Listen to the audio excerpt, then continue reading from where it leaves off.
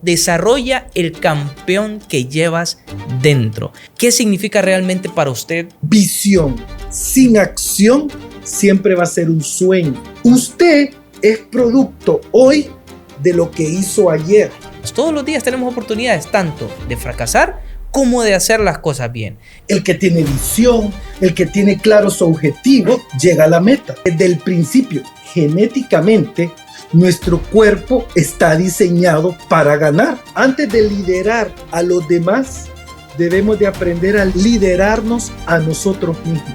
Ahora estamos contratando no tanto por qué tan inteligente seas, estamos contratando qué tan bien maneja usted las emociones. ¿Con qué persona cree usted, Oscar, que es la que usted habla siempre?